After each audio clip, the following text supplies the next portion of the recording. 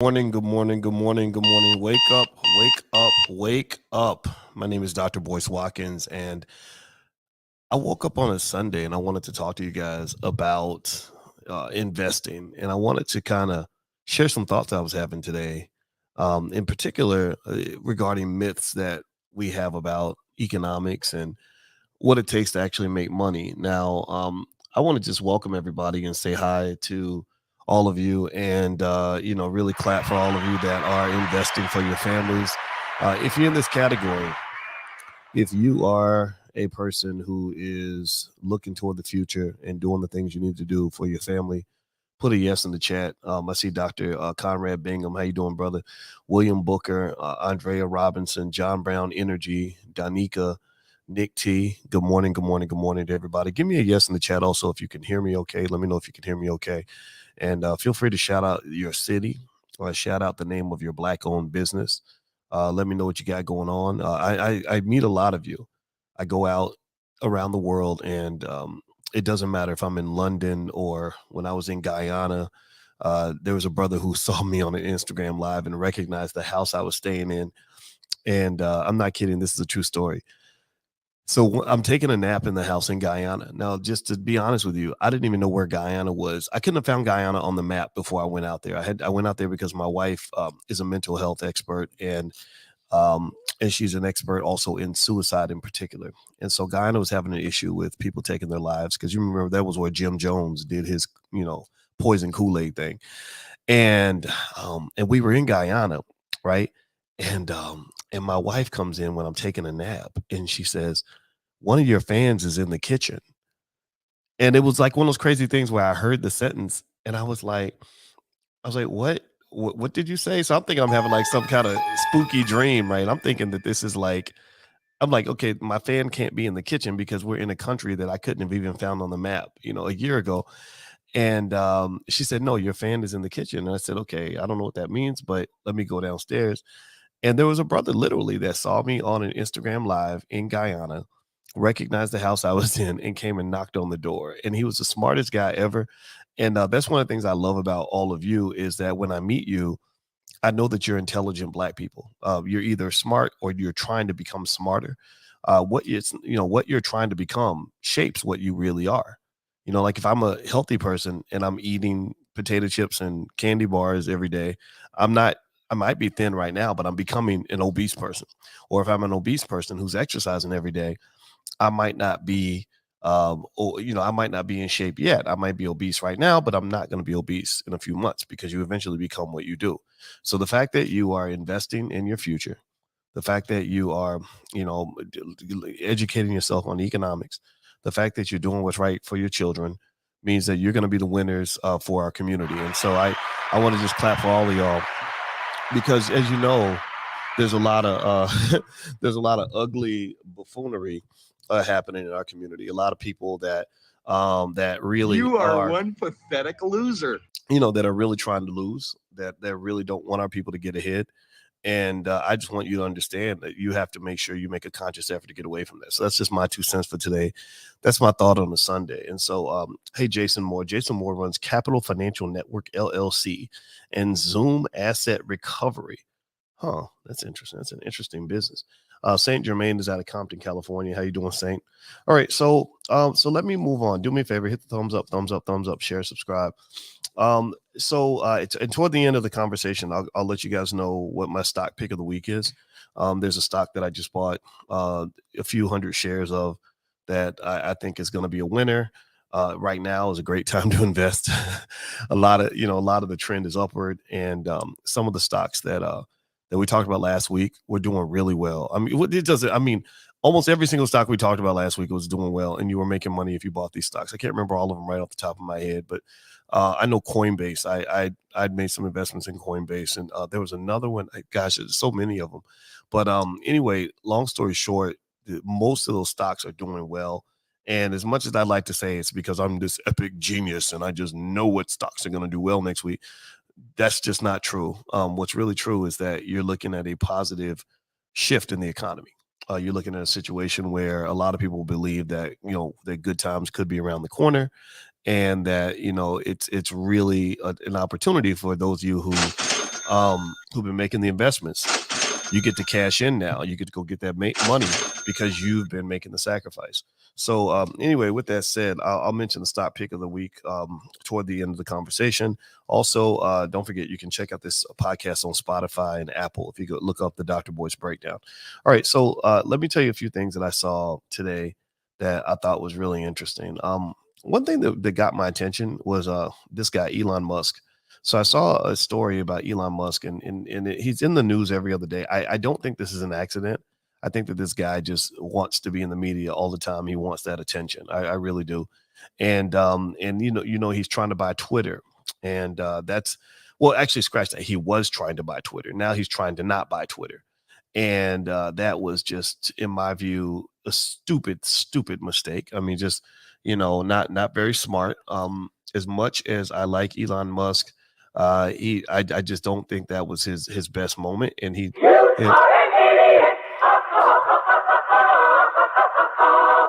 just made an idiot move. It was an idiot move for him to try to buy Twitter, and I felt that way when he first made the bid because it seemed like he was trying to move way too fast, and I don't think this is isolated. I looked at Elon Musk's whole bio. When I want to understand somebody, I read their whole bio.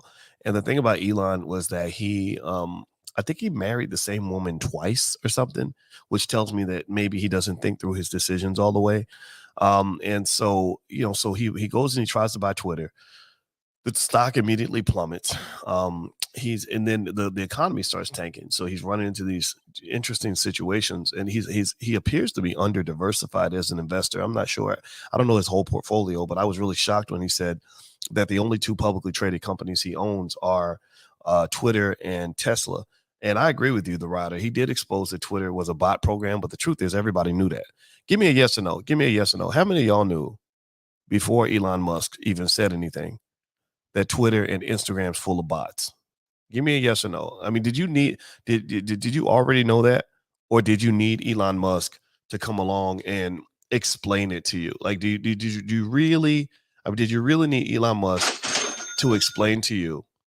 Seriously, like explain to you that Twitter had bots on it or that Instagram has bots.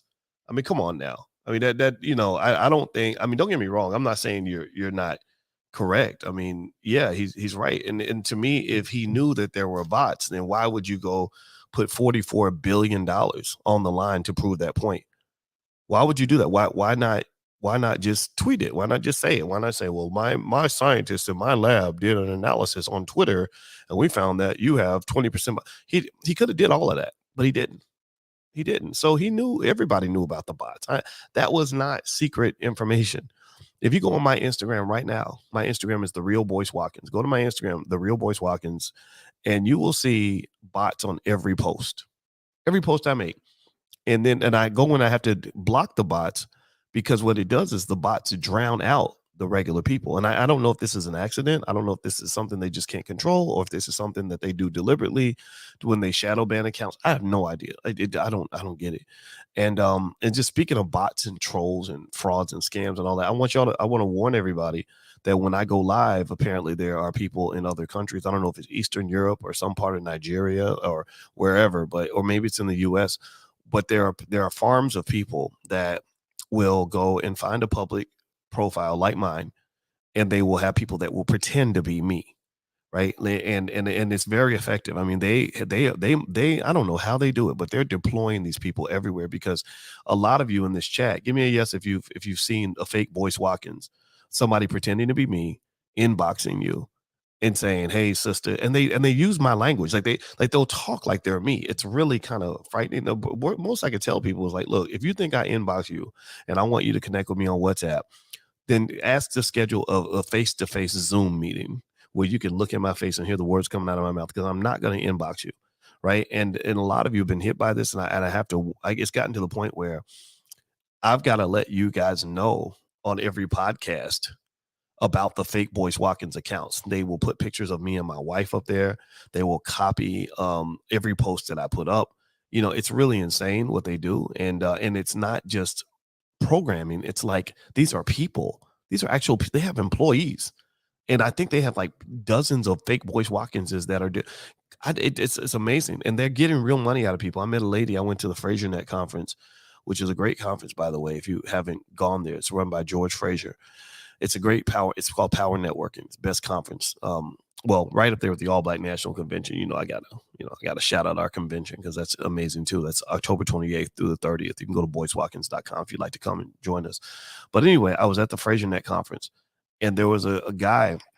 I'm sorry, not a guy, a woman, excuse me, who came up to me and said that she said I gave you $1,500 and you never followed up with me. And I said, you did. And I talked to her. I said, tell me what happened. I said, because I figured I kind of knew what it was.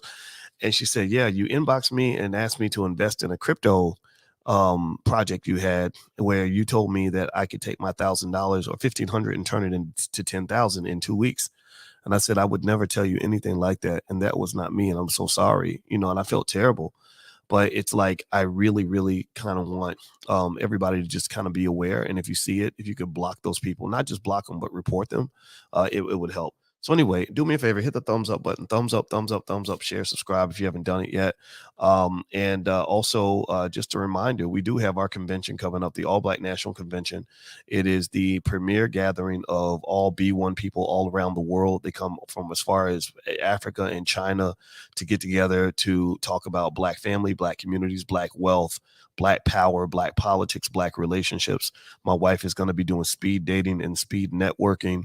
We're going to have spades tournaments. We're going to have trainings on crypto and stocks and everything else. We have a whole kids program, so you can bring your children. It's very family friendly, and we really want the youth involved. So if you'd like to join us, just go to boycewatkins.com. It's October 28th through the 30th in Charlotte, North Carolina. Okay. All right. So next topic here. So with Elon Musk here, actually, let me go back to Musk real quick because there was something about Musk I forgot to mention. Because I actually do like the guy, believe it or not. I know I critique him or whatever, but I like him more than I dislike him. And so Elon mentioned something in an article that I thought was really helpful. It's helpful information. And so let me ask you all a question. How many of you, when you wake up in the morning, let's just be honest. How many of you, when you wake up in the morning, the first thing you do is you look at your phones? Give me a yes in the chat. Let's just be honest. Let's come to Jesus right quick. How many of y'all, it's Sunday, so we got to come to Jesus. How many of y'all, now tell the truth. How many of y'all, when you wake up, first thing you do is you turn and you look at your cell phone? Yes or no? Give me a yes or no if you're in that category. Yeah. Yeah, I do. I do too. I do too. And so what Musk was saying in this article, and I actually kind of like it, I think it's a good thought, is that should be the first thing you do. You should probably do something that's better for your mental or your physical health than just turning and getting hypnotized by your phone. Now, I'll admit though, I'm not really sure if I'm going to change my habit. I ain't gonna lie. I might be lying here, You're ugly, and you're ugly, and your mother ugly, and your sister ugly. You're just plain old ugly. So I'm being a little ugly right now because I don't think I'm going to change, to be honest with you. I kind of like rolling over, look at my phone because it kind of gives me an opportunity to catch up on life and see what's going on in the world, right? So I look at the news. I check my stocks every morning, just to see because the market trades overnight, and you've got all kinds of economic activity happening. So a lot of times with the stock market, I can tell by what's going on in the morning, like by 6 a.m., what the general trend is going to be throughout the day. Okay. So I'm excited, like investing excites me, like seeing my wealth and my family wealth grow excites me. Breaking generational curses excites me. Knowing that I'm doing right for my kids and my family excites me. Waking up next to the most beautiful Black woman on the planet excites me. Getting the chance to live out my dreams excites me. Being a scholar excites me. Talking to you excites me, right? So I wake up and this is a little tip. I think if you want to be happy with your life, like find something that's going to make you jump out of bed in the morning. There's got to be something out there. And if you don't know what it is, then take time to find out what it is. So Musk was saying that he thinks exercising in the morning instead of looking at your phone might be a healthier approach. I'm going to say that even if you decide to look at your phone in the morning, I would say exercising or doing something in the morning that doesn't involve going right to work is definitely healthy. Like, so what I started doing was I used to get up, I used to look at my phone, figure out all the things I had to do, take a shower, and then jump out and go get to work right away. And now I don't do that anymore. Now what I'll do is I'll get up and I'll get me some water, because when you wake up in the morning, your body's dehydrated. So first thing I do is I hydrate myself. And then the second thing I'll do is I'll make a cup of coffee, and then I'll go and I'll sit on the porch and take in some sunlight, because we all have, as Black people, we have a lot of us have shortages on vitamin D and stuff like that. So I'll take in some sun, and then I will listen to like the financial news so I can keep up with what's going on in the financial world. And it's very relaxing, that kind of thing, right? So find something that gives you your peace. And I think exercising on, maybe every other day is really good, even if you don't do a whole lot. All these things make a big difference in terms of your ability to be productive. So Elon Musk made a good idea, but he's not the smartest guy on the planet, but he's not stupid either. And so one thing that let me see, there was a study here that they cited. They said that, they said Musk, who typically goes to bed at 3 a.m. and is awake by 9:30, said his smartphone habit is born out of anxiety. He wants to ensure that he doesn't miss any company emergencies while he slept. He said, I run SpaceX and Tesla, so there's usually some sort of thing that happened overnight. This isn't the first time Musk publicly talked about his vices or his motivation to curb them. In the 2014 Auto Build interview, he said he'd worked to cut down his caffeine intake so he wouldn't get so wired at work. He said, there were probably times when I had 8 Diet Cokes a day, or something ridiculous. Diet Coke is just nasty, man. Oh God. Epic fail. I hate Diet Coke. And they said, let's see here. Research indicates bright and early workouts may improve productivity. In a 2019 study published in the British Journal of Sports Medicine, they found that daily moderate morning exercise improves participants' short-term memory, attentiveness, and decision-making. So shout out to those of you who are getting up and exercising in the morning. It's going to make a difference for you. And a lot of you saw, when I lost a lot of weight, my transformation, a lot of you noticed that. And a lot of that, it didn't come from anything drastic. It just came from incorporating like modest, tiny workouts into my schedule. And that does make a big deal. What financial news outlets do you listen to? Asked Yvonne. A lot of them, anything I can get my hands on. CNBC,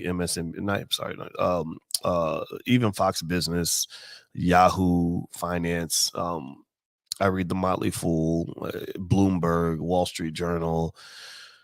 What are some other ones that I like? There are a few others out there. And so I just kind of do whatever is out there, whatever I see. It might be Forbes or Fortune. I'm always looking to take in information so I can just kind of synthesize it in my mind and kind of know what's going on. All right. So do me a favor, hit the thumbs up button, thumbs up, share, subscribe. And also, I want to mention to you guys, I'm doing an event on Tuesday. The event on Tuesday is basically titled How to Be a Millionaire with 5 Minutes a Month. Basically how to become a millionaire, make your family very wealthy with 5 minutes a month. And it's something that I'm going to do for the students in the Black Business School. So the cost of this training is $99. However, you can get in for free by just going to theblackbusinessschool.com and signing up for a free membership. So you don't have to pay a nickel. But the thing that you would have to do to be invited is just go to theblackbusinessschool.com. You can actually do a free membership, and you can join us totally for free. We have 148,000 students worldwide. And or if you actually wanted to join a class that for free, again, this one is the one I offer for free because I want everybody to have it. If you go to blackkeystogreatness.com, we have a Powernomics training program and a life class that I put together. It's really good material, 200 hours of content. Probably more than that by now, I'm sure. Lectures on Powernomics that we do every Wednesday night that teaches you the power of wealth for the Black community, strategies for building sustainable family wealth, strategies for utilizing wealth as a key to your empowerment. So I would actually, instead of going just to the blackbusinessschool.com, you can also go to blackkeystogreatness.com and sign up. It's totally free. And then you'll get an invitation to our Tuesday night event. The Tuesday night event, it's going to be 8 p.m. and it's basically called How to Be a Millionaire with 5 minutes a month. So that means, sort of breaking this myth that in order to become wealthy, you got to spend all this time and all this energy and all this energy working and everything else. Most people don't understand that if you are, really financially aware and really financially woke, then different ways to make money without doing any work at all. And I know that sounds crazy. It sounded crazy to me when I was younger because I always thought that work came with money came with work. that they had to be connected. So then I learned a couple of things. A person that wants to be wealthy understands two things. That that there should be many times where you're working, where you're getting no money at all, so that later on you can have situations where you get money where you're not working at all. That there shouldn't have to be a tick for tack, one for one, immediate feedback relationship between work and money. Okay, I work 10 hours. You're going to pay me for 10 hours. I get my paycheck and I go home. No, there are many times where I sat down and worked 10 hours and didn't get a nickel. People thought I was crazy. I said, no, I'm going to get paid. I'm just going to get paid a whole lot more later on down the road. Instead of getting a couple $100, I'm going to get a few $1,000. I don't know. I mean, it may come to me, it may not right away, but it's going to happen, right? When I was in my PhD program, I would study 7 hours a day, 7 days a week, even including Christmas. And I wasn't getting paid for that. When I go live and when I've done almost 20,000 podcast episodes and videos over the last 12 years, 13 years, check my record. I've written probably, I don't know, 10,000 articles or more. And very rarely was I ever paid for any of that. I've never been paid to do content. That's why I think it's so funny. We have a network called Fly Nubian Queen. And I've heard people, some of the people that like to, throw shade or whatever. They'll be like, well, he had people working and they weren't getting paid anything to do content. I said, who the hell pays people to do YouTube videos? I don't get paid to do YouTube videos. Don't get me wrong. We did pay some people. Some people, that were generating a lot of traffic, like Vicky Dillard and stuff like that. They made a ton of money, hundreds of thousands of dollars. We paid them what we could. But there were some people who didn't get paid. And it was like, because I can't pay you to build your brand. Nobody's going to pay you to build your brand or build your business. It just doesn't happen very often. I don't get paid to do content. I never have gotten paid to do content. I've never been on a payroll. In fact, there was what was it? There's a company called Push Black, and I did a podcast. I do a podcast for Push Black called Building Black Dollars. That's another one you can look up on Spotify, and they don't pay me a nickel. So when I would hear these people saying, you should be paying people to come on your YouTube channel, I said, wait a minute. I no, because people offer to pay me to come on my channel. I've paid other people to get them to let me on their channel because the platform is where the money's at. That's where the value is. That's where you're winning. But if you have a paycheck mentality and you always think that every time you lift a finger to do anything whatsoever, any labor whatsoever for yourself or to build your name, that you're supposed to get paid for that, then guess what? You'll never have a name. You'll never build anything because you're not even willing to invest in yourself. You're not even investing in yourself. If you're not even investing in you, then what makes you think other people are going to want to invest in you? Do you get what I'm saying? Give me a yes in the chat if you get what I'm saying. Like, seriously. I mean, people who just kind of come in with that nonsense, I just,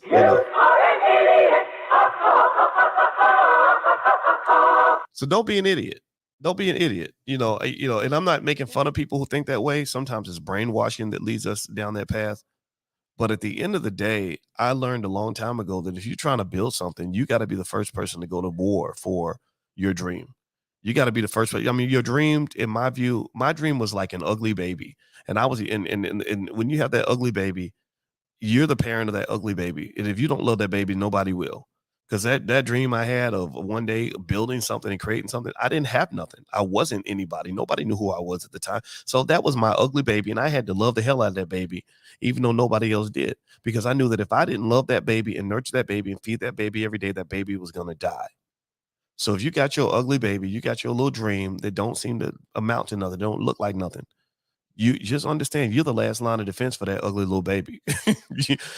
Without you, that baby's going to die. If you're waiting for somebody else to come and feed your dream, maybe there are some people out there that get lucky and somebody comes along and gives them their big break and gives them a whole lot of money and everything else. I'm really happy for those people. I applaud, I clap for you because Jesus has blessed you in a way. God has blessed you in a way that I ain't never been blessed. I ain't never had no white man walk up and say, hey, son, I think you're really smart. I'm going to write you a $2 million check so you can go out and build your business instead of doing anything for me. Life just doesn't work that way, So I would just say, just generally that to get to that point, typically where you're making money without working, you're going to have to do a lot of working without making money. Do you get what I'm saying? Give me a yes in the chat if you hear what I'm saying. To get to the point where you're making money without working, somebody's going to have to work without making money. Now, here's the thing, though. If you make that sacrifice now with things like the $5 a day investing plan, you have the ability to retire your kids. Your kids actually can be the beneficiaries of all that, and that creates a whole nother set of dynamics, but your children can benefit from your sacrifice. You can put something in place right now. I told you guys, it's fascinating. And we're going to talk about this actually specifically on again, Tuesday night. That's when I'm doing the event. It's free for everybody that's in the Black Business School. You don't have to pay a nickel to join the Black Business School. Just go to blackkeystogreatness.com and you can join. But you don't understand that a parent who starts now and invests for their kid consistently, the amount of money it takes to buy some damn Popeye's chicken could literally be handing their child a check for $1 million by the time the child is like 30 years old. Like it's really not that hard to do. And so ultimately you can either put yourself in a position where you're making money without working, or you can put your child in a position where you're making money without working. So anyway, do me a favor, hit the thumbs up button, thumbs up, share, subscribe. I'm going to go ahead and talk about my stock pick of the week. I'm going to read a little bit about this company and let you guys know what I think and why I like it and all that. I've actually put my money on it. Like I've actually invested in this. This is not just me. Like I'm not, if I tell you something, then that means I'm ready to go to battle with you. I mean, I don't want to I want y'all to make money, but I want to make money with you. So, we all get paid together, or we all cry together. So let's go get paid. All right. So, so the stock pick that I like this week is a company called ACV Auctions. And ACV Auctions, their ticker symbol is ACVA. And ACV Auctions, let me tell you about this company and what they do. Let me read the description here. ACV Auctions, and they've had a little bit of a run up. I mentioned the stock the other day, and because the market was doing so well, it ran up 7.5% that day. The last month, it's gone up 43%. But I believe that there's still more uptrend to this stock. So ACV Auctions engages in the development of a pricing application for franchise dealers. It offers ACV, a mobile auction platform that enables wholesale dealers to sell trade-ins by creating app-based auctions. The firm's ACV also operates as a closing tool that enables wholesale buyers to bid for vehicles. The company was founded by Joseph Neiman, Daniel Manguski, I can't pronounce it, Jack Greco in December 2014, is headquartered in Buffalo. So the company's been around for a while. They don't make a profit, but the analysts are very high on this stock. And I decided to add it to my portfolio. So again, this is not investment advice. This is just me telling y'all what I'm about to do with some of my bread. So I hope that you make a ton of money. If you remind me to, and I'm gonna try to make a note to do this, remind me to follow up so the next week we can celebrate if we make a bunch of money together on this stock. All right. So just a reminder, don't forget Tuesday at 8 p.m. I'm going to do a special event called How to Be a Millionaire by Investing Just $5 minutes a month. And I'm going to really break down for you exactly how investing works, how people get to the position where they're making money without working. To get in for free. Again, the entry fee is $99 for this lecture, but you don't have to pay if you join us in the Black Business School, which is free of charge. I go to blackkeystogreatness.com. If I don't even go to the Black Business School, I want you to go to blackkeystogreatness.com, because there is a free Powernomics training that we do every Wednesday night where we're going through Dr. Claude Anderson's books every Wednesday. I do this free for the community because Powernomics needs to be the economic Bible for Black people. Powernomics and Black labor, white wealth. Last week when I was at the Power Networking Conference, Sheila Jackson Lee, the Congresswoman, was on a panel, and I was the moderator. Sheila Jackson Lee was on the panel along with if I recall, Mike Roberts, who's a black billionaire that everybody needs to know. Mike is coming to the All Black National Convention. He's a great friend of mine. In fact, we were adopted by the same African tribe. We're both part of the Kubio Kansi tribe in Ghana, and he's my nene. But anyway, Mike Roberts, who's a brilliant guy who supports HBCUs at a really epic level, and Dr. Julianne Malveaux were there. Dr. Julianne Malveaux is a woman I love to death. She's like a older sister. I think she's extraordinary. She has a PhD in economics from MIT. So we're on this panel, right? And I was a moderator, and Sheila Jackson Lee was there, and she started talking about things like HR 14 and the push to get the reparations conversation going. Now, y'all know me. I'm not real big on politicians and all that, and I'm not going to tell you what to do when it comes to voting. I'm just going to say whatever you vote for, make sure it works for you. But she's had some really interesting things to say about the work that she's trying to put in when it comes to HR 14 and the discussion about reparations. And so I think that there could be an opportunity at some point, maybe not one in the next 5, 10, 15, 20, 25 years, but one that says, in my view, that Black people got to be ready. That when the opportunity knocks, like maybe you never know, one day the world might open up the floodgates of possibility, economic possibility for the Black community. It may come in reparations. It may come in immediate access to billions of dollars of capital. You know, I've told you guys the biggest thing that if I could snap my fingers and make one thing happen, the thing I would wish for is if I call my fairy godmother and could wish for one thing, I would wish for Black people to have access to all the capital that we need. Like that we could go to a bank with a 500 credit score or higher and borrow at least $100,000 or more. And you know, some of you may be $1 million if your credit's better than that, right? Why would that matter? Well, because if you look at guys like Elon Musk, the reason Elon Musk is so wealthy is, yeah, sure, part of it's because he's smart. Sure, part of it's because he's hardworking. But a lot of it is because he had access to capital. People don't understand that the ability to just go to a bank and get a loan is life or death for a lot of these economic figures that you see. You know, Elon Musk, do you understand? Let me just tell you, let me just break this down for y'all so y'all really get this. I hope that's okay. I hope it's okay if I kind of explain to you how this thing works. And I'm about to shatter some myths right here. Okay. I'm gonna shatter this myth that guys like him are just better than you and harder working than you and everything else. They do work hard. You shouldn't take that away from them. They are, you know, creative. But Elon Musk had $100 million that he received when he sold PayPal. He sold PayPal, he got $100 million. Elon Musk wanted to start SpaceX. So he started investing his own money. I don't think his wife liked it. I think that's why he got a divorce. So he literally invested 10 million, 20 million, 30 million, 40 million. He got to $99 million that he had put into this company. He had $1 million left. Out of 100 million, he had 1 million left. He was about to go bankrupt. He could not make payroll.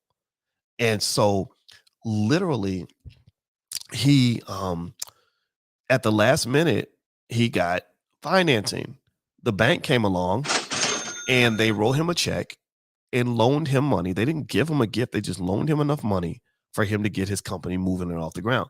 So you got to understand that a lot of you have a lot of smart people. There's a brother named Paris Dean that I talked to from Techstars, a young brother. I met him at the Power Networking Conference. And Paris texted me the other day. He's a brilliant young brother that has built this amazing company. And, you know, and so we have a lot of brilliant guys like this and brilliant young ladies like this, where if they could get money behind their ideas, they could become excellent employers of Black people. You know, a lot of y'all have businesses where if you got an extra 50 grand from the bank, you could take that business to the next level. Or a lot of you, maybe if you don't have a business, if you could get, you know, somebody to loan you $400,000 to buy a house, that will make a massive difference in your ability to produce generational wealth. Because now instead of buying a house for your landlord, that's what you're doing when you're renting, you're literally buying a house for your landlord. I know this because I'm a landlord. I've been a renter and I've been a landlord. And when I tell you that renters are buying a house for their landlord, I'm not joking. I know this from experience. I watch every month when the money that comes in from our tenant pays the mortgage It's absolute bullshit. Don't get me wrong. The system, I hate it. It's evil as hell. It's really an evil system. It's totally messed up. But you know what? If I'm going to have to live in an evil system, I want to be a person that can benefit from the system, not a person who's going to get screwed by it. Okay. So ultimately, these little things make a difference. So if I could change everything, I would just say, look, just put $1 trillion, take $500 billion and put it to the side and say banks have to loan money to black people, even if their credit score isn't perfect. If you do that, then we good for a while. You still owe us another 13.5 trillion, but that will be a nice down payment to get us started on the money that you owe. So anyway, by the way, how do you get into the course on Tuesday? Just go to blackkeystogreatness.com. That's the URL on the screen. And you can get into our free Powernomics training, as well as my life class. I put together a Dr. Boyce life class that is built on all the models for success and prosperity and everything else. I like this stuff because I think it's like that stuff that's between the lines in terms of how you function on a daily basis that can lead you to be a high level performer. It's not just, what you know, it's how you execute. It's how you execute. If you don't execute, if you can know everything in the world, but if you don't execute, you know what you are? You become like the fat gym teacher. The fat gym teacher is the person who can tell you everything you need to know in order to be in perfect shape, but they're not doing any of that on their own, right? So I don't want to be the fat gym teacher. I want to be the person who knows what to do, who gets out there and does it.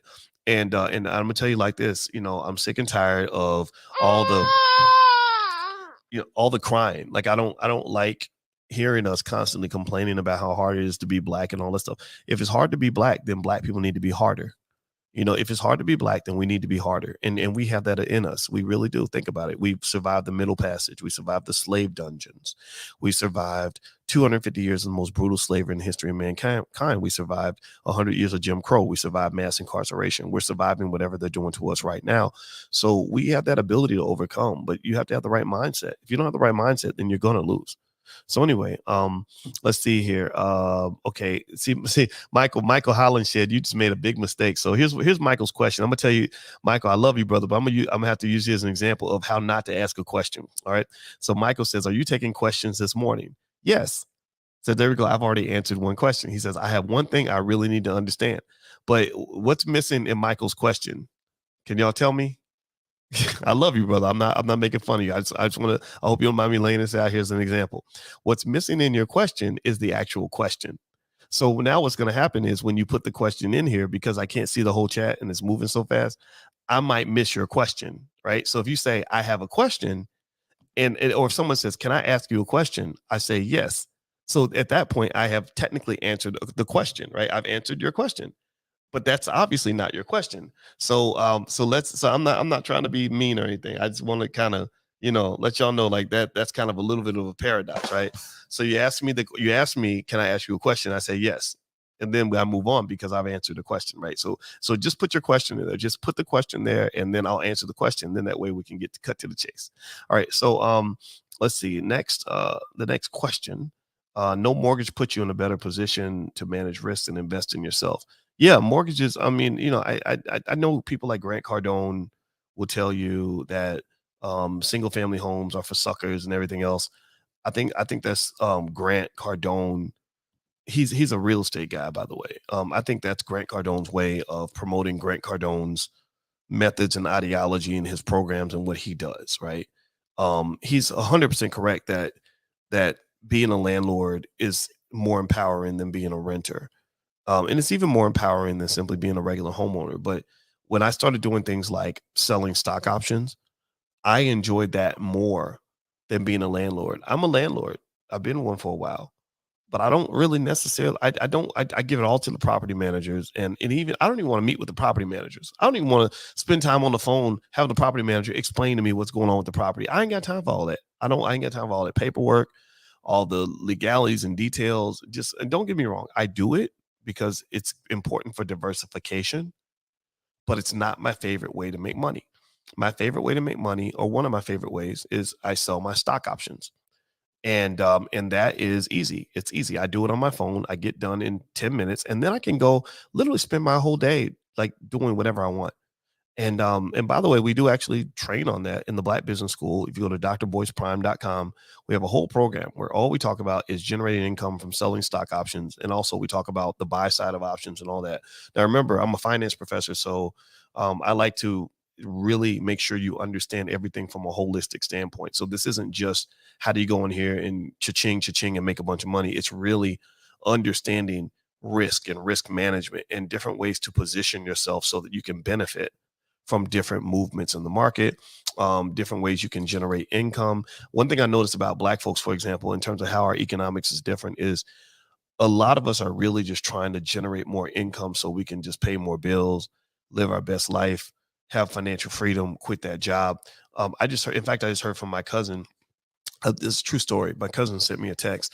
She joined our options program, and she literally told me that she and her husband made so much money that they're going to quit their job in September. Or she's quitting her job.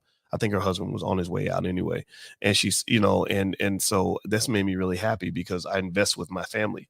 And what I want you guys to do is to invest with your family, get together with your relatives, take the stuff that you learn from me and talk to them about it. Like there are ways out there to make money. And so feel free to join us. You can go to drboyceprime.com. We're going to, and if you are in the program already, feel free to make a comment about it. Let everybody know that it's not a joke. It's pretty awesome. And we're going to have a meeting likely next Thursday. I'll send you guys a text. All right, so let's see here.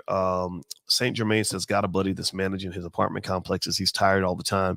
Yeah, man. I mean, that, I'm not saying real estate's bad at all. I like real estate, but good Lord, man. It's like, here's the thing. I think it's like, I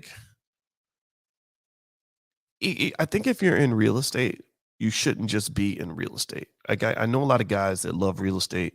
I'm friends with them. Julian Gordon, Jay Morrison, a lot of other real estate folks that just know what they're doing. And I think it's a personality type. I realize that if I want to invest in real estate, there's a lot of ways to skin that cat. So when I want to get deeper in real estate, one thing I do, for example, is I'll just buy shares in a real estate investment trust. I'll just get on my app, find a REIT, REIT, and put money into the REIT. Boom, I've got real estate exposure. I'm in the real estate market. The idea of going through long spreadsheets to identify what a good deal looks like and filling out all the paperwork and all that, I think that that's a good experience. I think you learn a lot from that experience, but I don't think that's totally necessary. Also, you got to think about liquidity. How fast can you get your money out? If I put a bunch of money into something, I mean, you can get your money out, but there's a process. I got to call the bank and I got to do a refi and I got to go and okay, you can do that. You can take the equity out of the house or the property. And I know all about that, the leverage and the flip and all that. That's just not something that's fun for me, right? I don't like bureaucracy. I don't like administrative stuff. And so, but that's a personality type, right? So what I think is missing in the conversation about wealth in this country is that we forget about your comfort and contentment as a human being. What are you comfortable with? That's the point. Like when I talk to our son about what he wants to do for a living, I have the weirdest conversation. I sound like a weirdo hippie when I talk to him because I'll just say, well, what makes you happy? Like, let's start there. And then when you figure out what makes you happy, then we could talk about how you're going to make your money by doing what makes you happy, because everything has a business model. Do you hear what I'm saying? Are you listening to me? I'm going to pause on that for a minute because I just really need you to understand everything has a business model. Do you get what I'm saying? There's nothing you can do. Seriously, wake up, pay attention now. I need y'all to hear me. Everything has a business model, right? So to me, if you start with happiness and then work your way out, then you can avoid a lot of the traps I've seen people fall into. People think money is always going to liberate you. No, sometimes money can trap you. You can get trapped doing something that you don't enjoy. In fact, another good friend of mine, the Wall Street Trapper, he talks about being in the trap. He talks about trapping money. He's being in, living in the trap, coming out the trap. Well, the thing is, you ain't got to be from the hood to be in the trap. A lot of y'all know what it's like to be in a trap. You've been trapped in bad relationships before with somebody that you couldn't stand, somebody that you were trying, like, how the hell do I get away from this woman? How do I get away from this guy? Right? You've been trapped on a job that you hate. Lord, I hate this job. I get up in the morning, I'm depressed. I'm damn near suicidal because I hate my boss that much. right? You know, a lot of you have been trapped. And the thing is, people don't talk about it. So people get financially trapped all the time. You know, if somebody gets you to go into business in something that you do not enjoy and you're doing it just for the money, I'm going to go ahead and tell you that you put the cart in front of the horse and you're probably not going to be happy. And eventually, and no matter how much money you make, if you really hate what you're doing, I personally believe that you're not going to be satisfied, right? But this obviously also comes with a certain number of caveats in terms of realizing that, you know, privileged people have more of an ability to say things like that, right? Like you say, okay, Boyce, you know, you've made money, so of course you can say happiness matters more than money, right? Right. So I acknowledge that. I acknowledge that completely. You know, me as a guy who's made some money, saying that is not the same as when I was a 26-year-old who couldn't even pay the rent. Right. When I'm getting evicted from my apartment, I would have done anything. I would have shoveled shit to get money. And I get that, right? Because sometimes we got to shovel shit. And that goes back to what I was saying, how to make money without working. Well, sometimes you got to work to get money so you can get to a position where you're working and doing the things you love, or to get to the position where you're going to get money without working, or maybe whatever it is, right? So when I'm 26, I'm in graduate school, I'm studying 7 hours a day, not getting paid for that. I am going to work every day at some crappy job that I hate because I got to pay those bills. I totally get all that. But what has to occur is there must be the long-term play. It's got to be strategic.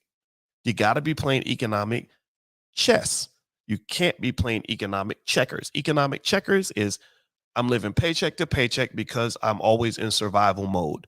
I'm always in struggle mode. I'm always trying to get out the trap, or not even trying to get out the trap, but trying to survive in the trap. Right? Some people, so you know, I apologize for nothing. I'm trying to work my way up to my dream job. I'm dreaming about labor. I'm dreaming about the best prison cell I can possibly find. Like that, there's no such thing as a dream job, by the way. There's no such thing as a dream job. You don't dream about working for white people. Like that's not, I know some of y'all think white people are lovely and, you know, they smell like, you know, butterflies and fried chicken, but there's nothing about working for other people all the time and not having any freedom in your life that represents any kind of a dream. Your dream job should be just a dream with no job, right? And that requires some planning, that requires some strategy, that requires some skill, that requires some knowledge, and I happen to just believe that anybody can do it if they desire to do it, if they have the culture around them to do it, you know, if they're working toward that, right? So ultimately, I would just say stay out the damn trap. You know, when you're investing, if bottom line, if the shit don't feel right for you, I would not do it. Do you understand how many times I have had people come to me with business proposals where I'm like, wow, I could really make a lot of money doing that. But God, I don't want to do that. Like I don't want, because here's the thing, because I'm trading something that is infinitely valuable to me. I'm trading hours and days and months and years of my life, something I'll never get back. I'm trading that to doing something I don't even enjoy just so I can get more money. I don't believe in that. I think that money, the power of money is to get you to the point where you don't care about money anymore. You know, money is it's like a bathroom. You know, bathrooms are very important if you don't have one.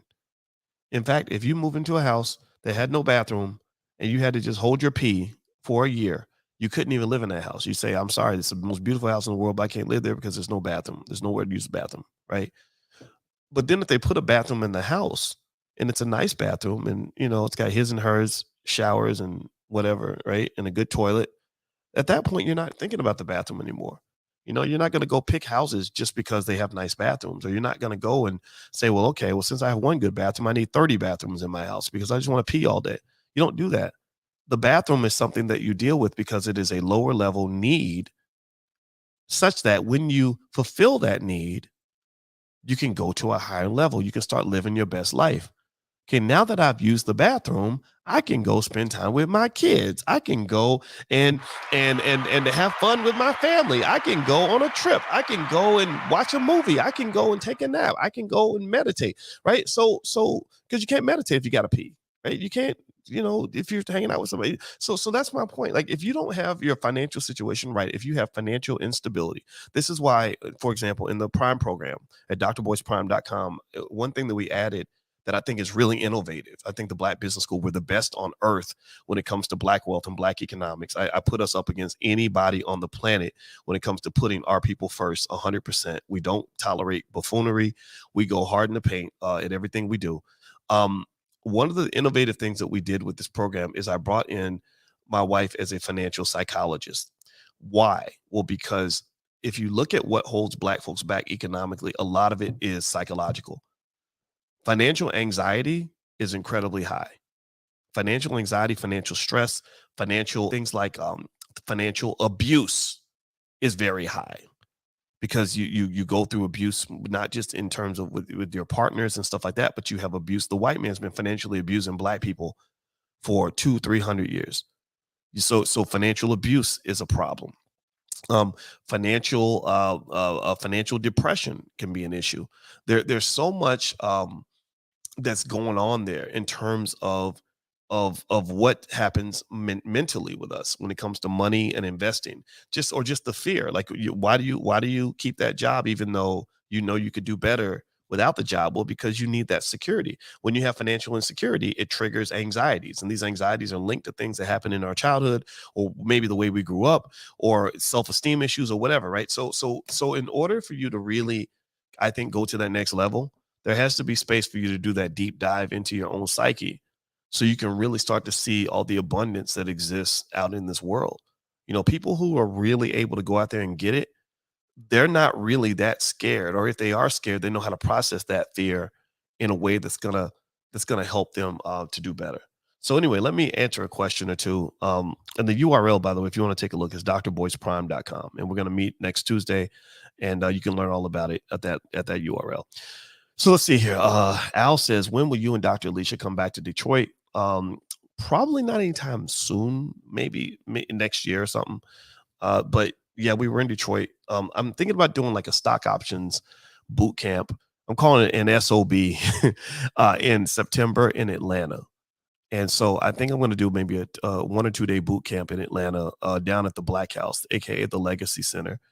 And that's something that I'm really processing and thinking about. Let's see here. If you don't hit the strike price before the call expires, do you lose your money? Elhaj, that's a question. Let's ask that question in class. So if you log in at drboyceprime.com, just click that link to leave the question for me, and we'll dig into that in class for sure. Let's see. I woke up this morning praying to be shown a way to make money without working all the time, and voila, you're doing this live stream. Thanks, Dr. Watkins. You're welcome. You're welcome. And I want to remind everybody, the stock pick of the day was ACV Auctions. The ticker symbol is ACVA. And I'm gonna try to remember next week to follow up to see how the stock is doing. But remember, when I tell you guys that I like a stock, it doesn't mean I like that stock next week. I don't do short-term relationships with most of my investments. I'm not trying to have a one-night stand with this stock. This is a long-term relationship. And in fact, Warren Buffett actually says that if you're not prepared to invest in the stock for 5 years, you shouldn't invest in it for 5 minutes. And maybe he said 10 years, actually. I think 5 years is actually adequate most of the time. AJ says, can investing in REITs be a good way to invest in real estate without investing a lot of money? Absolutely. And the benefit of a REIT, in my view, AJ, is that REITs allow you liquidity. Liquidity is really important. Liquidity basically just means having the ability to get your money out in case you need it, right? So if you go and you invest in a real estate project, it's cool. I mean, don't get me wrong. I'm not dissing anything involving real estate. I'm a real estate investor myself, a heavy real estate investor. But the thing is, the money I put in my real estate, I can't get it back. Like it will be a process. I got to go fill out paperwork and call people and wait several months. In fact, I just invested in another project. There's a young brother that was doing something. He asked me to invest, and I put my money in it. But it's not fulfilling for me because I had to wait forever to get my money back. And then when I went to go get my money back, they were saying, oh, well, we need a little more time. And I was like, yeah, I know you need time, but you kind of told me you'd give me my money back at a certain time. And then when I went back the second time to get my money back, they were like, oh, we need a little more time. Now I think they're going to pay me back. I think it'll be fine. But it's like when I go through that, I'm sitting there thinking, I don't go through that when I put my money in the stock market, because I can get my money out. There are laws that say that they must give me my money when I ask for it. Like, so I think generally speaking, when you invest, you can't just think about ROI. You got to think about how happy you are with the investment. That's the first thing. Like, are you comfortable with it? Do you understand it? Is it something that makes you fulfilled as a human being, right? Because there's a million ways for you to go out here and make money. But then also you got to think about liquidity. Liquidity is extremely important. Liquidity is the ability to convert your asset to cash. So pay attention to liquidity when you make investments. Don't just, like you put that money in your cousin's liquor store. You go put that money in your cousin's liquor store, then you may not get that money back right away. Your cousin may be like, yeah, I took your money, cuz, and I put it in the store, and now we're not making a profit, and you won't get any money until we start making a profit. Well, you may need your money between now and then. So some of these family investments that we get involved with aren't good because they're not liquid.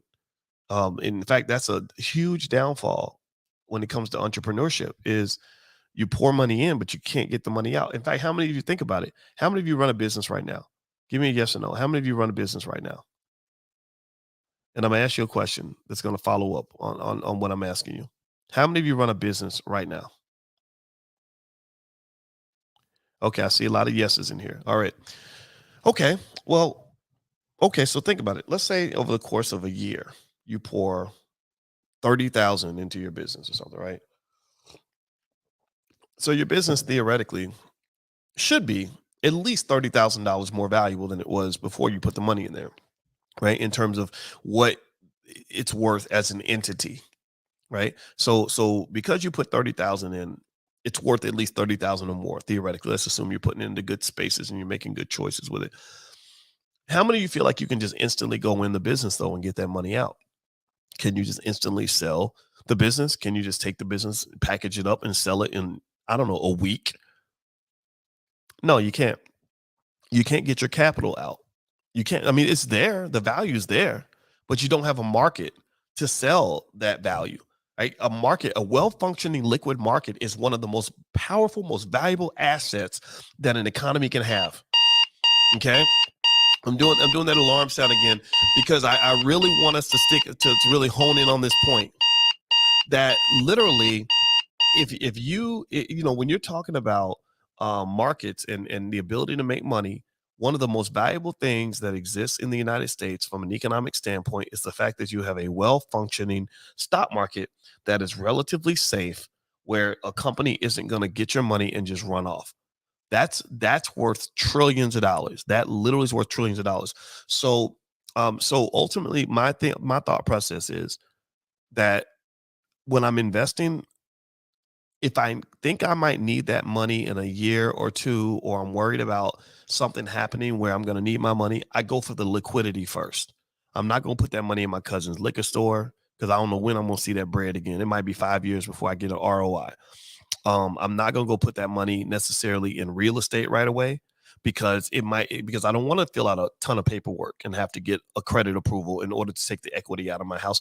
I want to just be able to go get it and have it back in an hour. I'm going toward liquid assets because in the stock market, I can go, and I do this every week. I deploy thousands of dollars into the stock market. And if my wife says, hey, baby, can you pay off the American Express card? I can say, sure, and go sell some stock at 1:00, pay the card off at 1:05 and be done with it. Right. That's pretty cool. That's worth something. That's worth value. I think my point here would be, two things you want to think about as an investor is liquidity and just comfort level.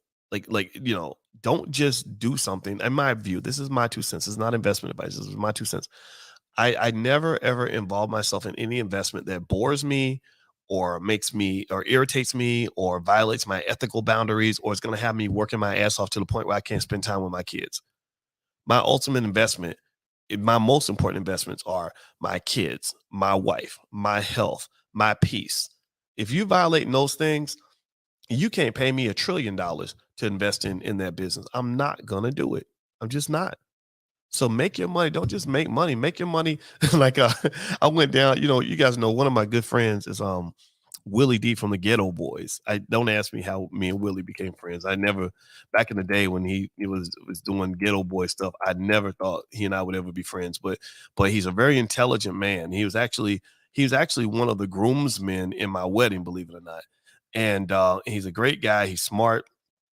His kids are doing really well, and he just really gets it. I mean, him and another friend of mine by the name of Ice Cube. I really respect these guys because they've evolved. They went through their years in gangster rap and everything else, and all that stuff, but they became these really intelligent businessmen where I can really have a deep, thoughtful conversation with these guys, and they totally follow everything that I'm talking about. These guys are geniuses, right? So anyway. So I was talking to Willie about some stuff with economics and money and everything else, and just generally one of the things that that I remember kind of processing is all the different ways that as Black people we kind of misunderstand what money is and what it's supposed to do for you, and we misunderstand what it means to go into things that um that have a value that go beyond just how much money you're putting in your own personal bank account. And also I would encourage you to have the courage to have your own sort of train of thought in terms of what sorts of things you'll be involved with and what you'll do for money. Because here's the thing, one of the reasons that Black people struggle, I believe, in terms of power is because we have so many of our people that were trained to do anything in order to get money. They were trained to believe that if somebody pays you money to do something, you should do it. That literally, if you get paid money to do the most ridiculous thing in the world, to betray your people, to embarrass your family, to make yourself look crazy and stupid, you should do it. And I just think that that's fundamentally wrong. I really think that if you think that way, you're missing the whole point of what economics is supposed to do for you. Economics is supposed to liberate you from that BS. It's supposed to free you. But unfortunately, in some cases, money, if you don't understand it properly and process it in the right way and keep it in its place, like if you can't control the money and instead let the money control you, then next thing you know, you'll find yourself wishing that you never made any money. Has anybody heard, what was it? Like Diddy and Biggie used to rap about like more money, more problems. And then D1, who's another great rapper I love. He was actually at my wedding too, and I love D1. D1 had a song called "I Hate Money," and in the song, one thing D is talking about is how he says, "I hate money because I've seen money destroy relationships. I've seen money destroy people. I've seen money get people killed. I've seen money ruin people." And it's ironic because at the same time, D has another song where he's talking about the fact that he pays Sally Mae back. He talks about investing all the time. So he talks about money a lot. He understands the power of money. He loves money, but he hates it. And what I interpret that to mean is that he understands that money, when it's used in the appropriate way, when you approach it in a healthy way, it can be the best thing that ever happened to you. But if you approach it in an unhealthy way, it could be the worst thing that ever happened to you. We have a lot of our people that get killed over money. We have a lot of our people that we have little girls that'll sleep with, nasty, diseased old men to get money. We have people that will do desperate things for money. They will humiliate themselves to get money. You see people on Instagram embarrassing themselves over money, right?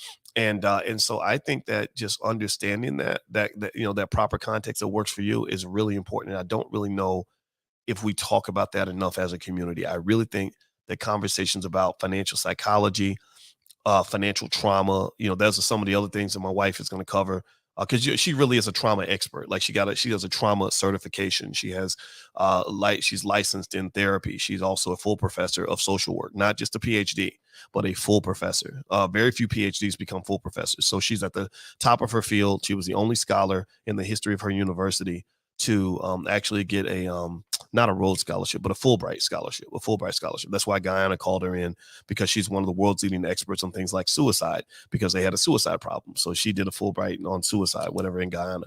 So long story short, my point is to say that we're really big right now in the Black Business School on talking about the angles of wealth that go beyond the silly stuff. Like, to me, the silly stuff is, when you get some guy, some rapper, up on stage, showing off all of his jewelry, and say, look at me, I'm blinging and all this other stuff, and I'm driving a fancy car, whatever. Like that to me is it's immature, it's childish. It's not it doesn't show that you're enlightened as a human being. It kind of says that you're not just immature, but you don't really, like, you're just so happy to even get a couple dollars, and that you're using it to kind of buy your self-esteem. Like, maybe because you didn't feel like you were worth anything, now you think that because you got money in your pocket, a couple chains around your neck, that you are somebody. And the reality is that this, to me, is a very unhealthy way to approach economic power and economic strength. In fact, if you look at it, I mean, look at how many rappers self-destruct. I mean, dozens of rappers die every year. They die every year. They get killed. They die from drug overdoses. And then the ones that live, a lot of them don't have healthy lives. You have guys like Future that got 85,000 kids with 10 million babies, mamas. He gonna go broke.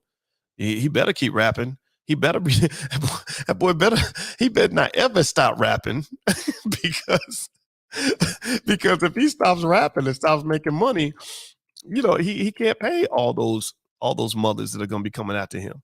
And so what it does is, it doesn't just ruin you financially, but those bad choices for young guys that are being promoted heavily in media, it doesn't just destroy you financially, but it destroys you psychologically.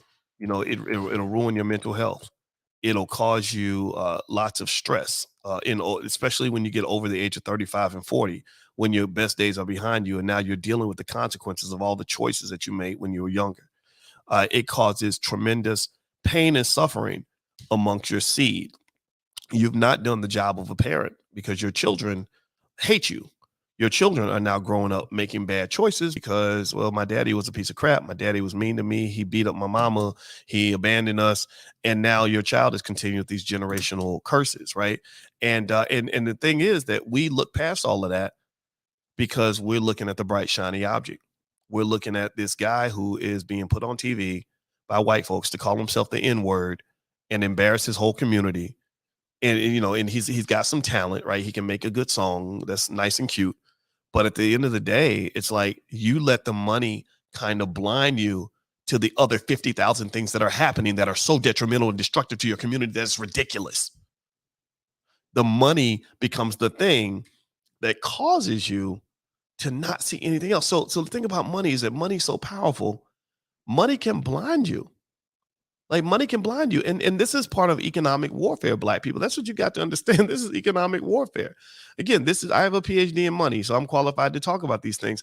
When you run around crying like a baby over oppression, you're crying because, oh, they got their foot on our neck. Oh, they're killing us. Oh, it's so bad to be Black. Oh, it ain't right. Oh, I'm single parent. Oh, we're in poverty. Oh, it's so hard. Well, you got to understand that a lot of the reason this stuff gets by and the reason that you stay in the trap is because the thing you think is getting you out of the trap is putting you further in. Do you hear what I'm saying? Give me a yes if you hear what I'm saying. I really want you to kind of understand this. Like, I'll give you one example. This is not, so let's stop talking about rappers for a minute. Let's talk about us college educated Black people, right? All of us go to college because we want to get out the trap, and I'm a big fan of college and all that because I was a college professor for a long time. I still am. I mean, I just teach in the Black business school. So a lot of us go to college because college is the way to improve your life, right? So then we go to college, we work hard, we graduate, and then you're saddled with all this debt. And did you know that half of all Black college graduates default on their student loans? Half of all Black college graduates have taken on so much debt. And I'm not making fun of you in this category. I swear I'm not making fun of you. So do not think I'm making fun of you. In fact, I'm gonna cheer for you for doing your best to try to break generational curses. I think that's extremely important. God bless you for doing that. But here's the reality, though. We're doing it wrong. we thought that the education would get us out of the trap. But really, the education pulled you in the trap. It's like quicksand. Like, anybody used to watch, I remember I used to watch like The Incredible Hulk. And I remember when they would get caught in, and sometimes they would get caught in quicksand. And with quicksand, it was interesting because they would say that the more you move to try to get out of the quicksand, the more it would suck you in. And so in a way, like the more, sometimes if you use the wrong method to get out of the trap, the more you do the thing that you think is going to get you out of the trap, the further deeper into the trap you go. So when I look at student loans, that's what I see. Basically, what happened with student loans, and the reason you got to the point that you can't repay that debt is because you basically made, to some extent, some would say, a bad investment. I'm not saying education is a bad investment. I'm all for education. I'm all for it. I mean, I have way too much of it. So why would I tell you not to be educated? But there's a difference between going to school and being educated. And there's also a difference between education and knowledge. So let's just make sure that that's clear. Knowledge tends to come with wisdom and experience, or, et cetera. That's kind of in the same lane. Education you can get without going to school. Going to school, I know people that went to school for 10 years and don't know nothing, right? So don't think that going to school makes you educated, or that being educated makes you knowledgeable and wise. Those are all different concepts. And so think about this, right? So if you think about education as a financial investment, I invest in my education because I want to get a positive return on investment. What does that mean? That means that the amount of money that I put into my education, I'm supposed to get more than that amount out and when I'm done. So that gives me the ability to go back and repay all that debt and to move on in my life and to eventually become profitable, cash flow positive. But if you take on so much debt that you can't repay it, and it ruins your credit score, and it puts you in a position where it's going to put you in financial quicksand, where you're literally spiraling downward for the rest of your life, where you're working until you're old and gray and dead, and you never have the ability to do things that wealthy people do, like buy homes and buy stocks and bonds or start businesses or eventually quit your job, then to some extent what's happened is you've simply started a business where you borrowed too much money. Some businesses can do that. Some businesses can borrow so much money that they can't repay the debt. You borrowed so much money that you can't repay the debt, which means that was a bad business move. So the loan itself is not really the problem. The problem is that the revenue produced from the loan was not adequate to repay the loan. So maybe $10,000 to go to school might have been more adequate as opposed to borrowing $200,000 to go to school. Or maybe if you did borrow $200,000 to go to school, you better go become a pharmacist or a medical doctor or an attorney or an engineer or an entrepreneur so you can repay that debt. If you go borrow $200,000 so you can get a degree in English literature, I'm gonna just look at you funny. I'm just literally gonna I'm just gonna look at you like, how's this supposed to work? How's this supposed to work? How's this supposed to work? It's like a person it's like you've got a family of 12 and y'all all expect to travel across the country in a Volkswagen. That can't happen. You can't fit 12 people in a Volkswagen.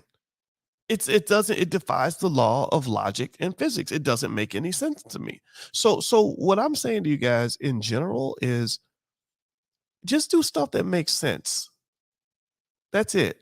I think if you're looking around, this is all I do. This is all I do. You know what? When I do my podcast, honestly, the reason I just sound so strange sometimes is because I'm constantly processing how the world actually works. I'm constantly trying to understand how the world works. I've been doing this since I was 22 years old. I would just sit there and stare at the wall and try to figure out how the world works. And what I would think about is I would say, wait a minute.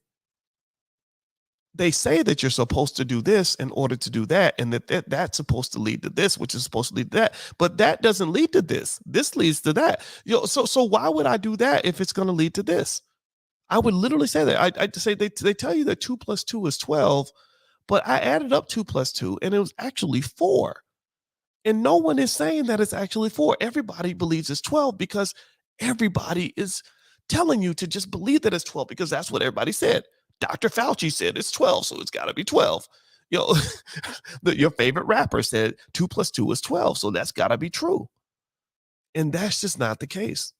So I think that Black people, when you're really talking about pursuing this money thing, I encourage you to use this thing that people don't use very often. And it's a radical concept.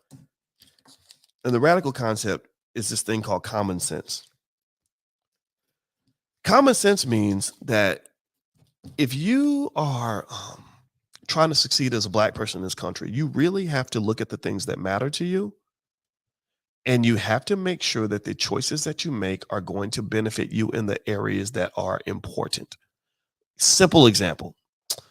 We go to school and we learn the Pythagorean theorem. We learn all kinds of crap about biology and chemistry. And I took a class in college about Irish peasants. Why the hell, I'm not going to cuss. I was going to say, why the fuck, but I'm not going to cuss. It's a Sunday. Why in the hell would I, as a black man, need to know anything about Irish peasants when at that time I didn't even know how to balance a checkbook? I didn't know. There's nothing about Irish peasants that I can learn as a black man at that point in my life that would make me a better black man. I mean, I could learn things that would give me an A in the class, but there was nothing about that class that I was learning that was going to make me better. You know what I learned in that class? This is honest God truth. I learned about that the Irish peasants used to drink this drink called Boney Clabber. And Boney Clabber is literally where you get some milk and you let the milk spoil, and then you put cow's blood in the milk, and people would drink that nasty shit. Like I'm sorry if you white, I'm not trying to be offensive, but some of the stuff y'all do is just weird. It doesn't. I'm sorry, I'm not trying to be racist or mean, but I got to be honest. That's weird. Like, who would drink spoiled milk and cow's blood? But that's what Boney Clabber was, and I never forgot about Boney Clabber. But why would I be learning about Boney Clabber if I'm a black man in a world that is trying to destroy me every single day of the week? It seems to me that if I'm a black man trying to survive, when all the odds are stacked against me, going back to the time when I was a baby in my mother's stomach and they told her to go to Planned Parenthood and just get an abortion, it would make all her problems go away. My life has been on the line since I was a baby. And why in the world would I waste time learning about Boney Clabber when there's so many other things I need to learn before I get to Irish peasants? So I think that what you got to do is, when you talk about common sense, you got to think about it like this, right?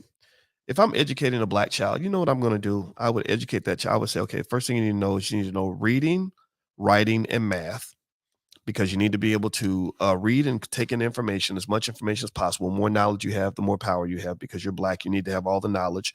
You need to be able to write so you can communicate your ideas, so that when you have good ideas, you can share them and people understand what the hell you're talking about. And you need to know math, because if you don't know math, then you can't do business. You can't make money, because how can you make money when you can't even count? How can you make money when you can't even, if I say, hey, let's do a business deal and you'll get 20% of the profits, and you can't even tell me what 20% of $1 million is, how in the hell are you going to do business when every person that knows how to do math better than you is going to rip you off?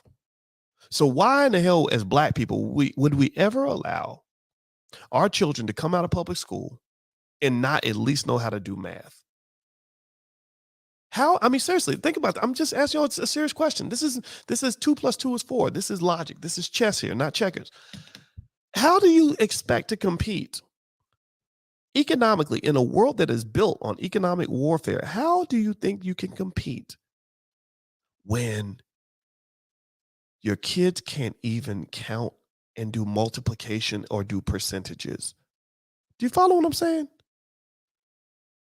Or do you get what I'm saying? Am I talking to myself? Am I just, because I don't, if I'm getting crickets on this, then that will kind of let me know where we're at, because I don't get it. It doesn't make sense to me. It seems to me that a young black child needs to be more prepared for success and for life than anybody else. So if I'm educating a child, I make sure he knows reading, writing, math.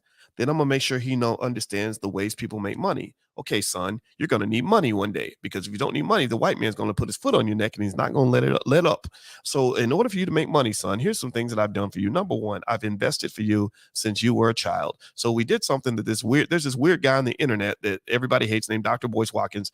And I went to his website, blackmoneyminute.com, and I got a free e-copy of his book, How to Build Wealth by Investing $5 a Day. So son, I went ahead and invested $5 a day for you. So here's a check for $250,000 to prepare you for life, right? So that's the first thing I do. Secondly, I say, son, let me explain to you. Here's how you can keep the man's foot off your neck is you can actually learn how to make money. Well, you got to understand where the money's at. The money's in America is in 3 key areas. It's in stocks, it's in real estate, And it's in owning your own business. So, son, I'm going to make sure that you own stocks and understand how they work. I'm also going to make sure that you know how to buy real estate, that you understand that being an owner is better than being a renter. I'm also going to make sure, son, that you learn how to start your own business in case you ever decide to go to work one day and tell your boss to kiss your whole entire black ass. I need you to be ready for that, son, because if you say that and you ain't got no money, then you're going to be homeless and hungry. But if you say it and you got somewhere to go and you got some pride and some dignity and you know you got a couple of streams of income on the side that are going to take care of you, then guess what? You get to keep your pride, you get to keep your dignity, and you get to keep your testicles firmly attached to your body. You won't get emasculated, son, because I got you ready for the world. So after I teach you reading, writing, and math, we're going to learn stocks, real estate, and entrepreneurship. Then we're also going to learn some basic things like Black history so that you know who the hell you are. A lot of our people are lost. And they get a bunch of money and stuff and they think they're successful, and they're constantly chasing this validation, this false validation from other people, because they never learned who they are. They never learned how great it is to be Black. They never learned how extraordinary we are as a people. They never learned anything about Kemet and Kush and all the great things we did before we became slaves. They only learned that Black people used to be slaves, and then Harriet Tubman came along, and then Martin Luther King, and now everything's wonderful. And then you wonder why so many of our kids are backed up. Well, they're struggling because they don't know who they are, right? So, so again, as I invite you guys to the event on Tuesday, which is totally free, and it's basically how to become a millionaire by investing 5 minutes a month. It's free to everybody in the Black Business School. There is a fee. It's $99 if you want to buy a ticket, but I don't want you to buy a ticket. Just come to the Black Business School, join a free membership, go to blackkeystogreatness.com. Every Wednesday night, we do what I would call economic church. We go through the book Powernomics page by page, word by word, paragraph by paragraph, syllable by syllable, and you learn how to compete, how to win. You know, I really am not interested in whining my way to the top. I'm not a baby. I'm not here to, I'm not here to go and march and pray and beg and tell people Black Lives Matter. And even though I know they don't give a damn, that's just not my way. My belief is that if you get your stuff together, if you are on top of your game and you are better prepared than the opposition, then you will win. It's that simple. That's why a lot of you all are in here, are in military. I know I follow you. I pay attention to the people that follow me. Everywhere I go, I'm meeting former soldiers and retired military. And thank you for your service, by the way. I'll never disrespect a soldier on this platform. I commend you tremendously for your service to this country. And the reason I think that a lot of military people come to the platform is because they get it. You know, they understand that war is not fair. War is not fair. And some of us are raised in this patty cake world where we're taught that the world's supposed to be fair. Well, that ain't right. She ain't supposed to get fired because she got natural hair. No, she's not. But who owns the damn company? Well, that ain't right. They're not supposed to mess with him because he's a Black man. Yeah, but do you control the politics and the economics in your community? Are you prepared for war, for battle? That ain't right. Those white people, they hire other white people before they hire Black people. Yeah, well, that's because they own the businesses, and the people who own the company pick the people that they want to pick. I mean, I'm not saying that it's okay. I guess I offend people when I talk like this, but this is the world you're looking at. This is the world you live in. And I don't understand.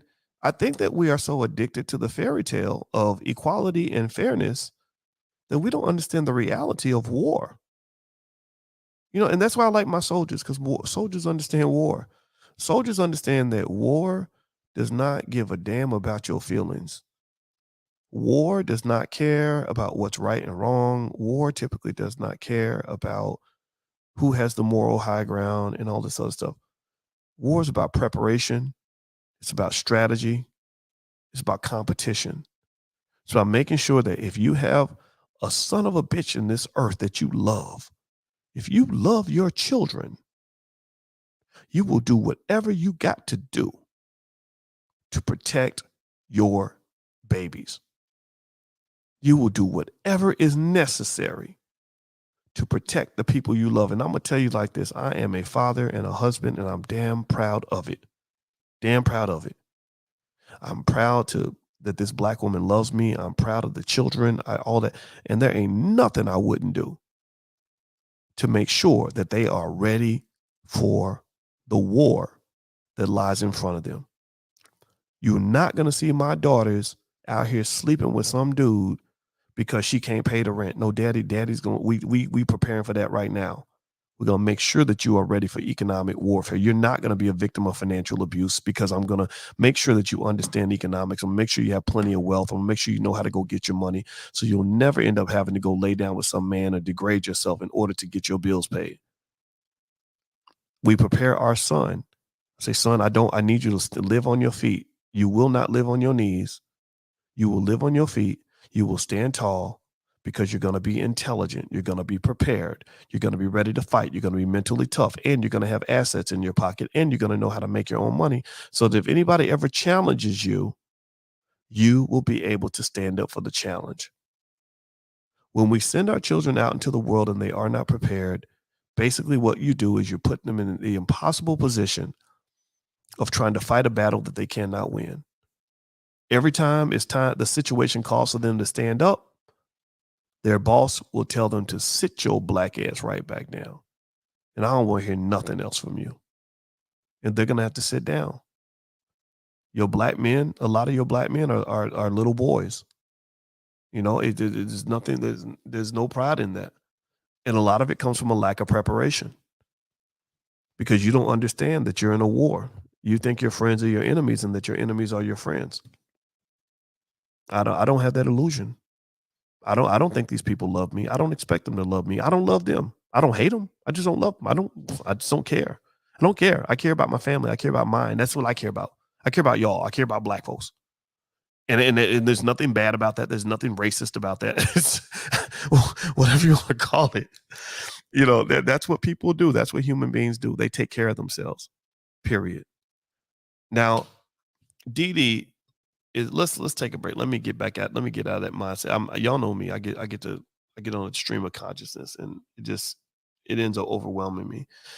So Dee Dee says the website is not working for me. Which website are you talking about? Let me know which website you're referring to, and I will do a screen share. If you're talking about drboyceprime.com, it should work. I can actually do a screen share and show you guys what it looks like, what it should look like on your screen here. Let me see. So the Dr. Boyce Prime page, and we meet on Thursday, by the way. And if you're in the class, you'll get an email from me in a day or so. But yeah, so this is what it should look like. And if you want to join us in the program, use the annual option. You can hit annual here or monthly. You can hit monthly here. And there's a full description of everything that we cover. And these are all the bonuses. There's a ton of bonus classes and information, and not just information, but also connections. And we store all the lectures here in the Prime Plus lectures. So everything's recorded. Every week I give you the list of what I call the Dr. Boyce Money Makers, which is stock options that I'm selling this week. I actually show you how to form a family investment club that can function as a family bank. There's an options masterclass included in the bundle, so you can get familiar with the basics of stock options on the buy and the sell side. There's something called Ask Dr. Boyce, where I've been answering questions on finance for about 8 years in this program, and I stored everything. I saved every single thing. What Dr. Boyce is buying every week. These are the stocks that I really like the most. I did something called a financial Juneteenth investing masterclass. I stored everything there. You can have access to that. So there's a ton of stuff in here. So if you go to drboyceprime.com, you can take a look. So feel free to take a visit if you'd like to join us. Or Black Keys to Greatness. Okay, so Black Keys to Greatness is the one that's not working. So let me see here. Let me check that one. Okay, so Black Keys to Greatness. Let me put it in here. It should come. Oh, look at that. Oh, wow. Okay. So I got to get that one looked at. So that one, don't go to that one then. I apologize for that. Let me get on it. Let me get with the team and talk to them about that.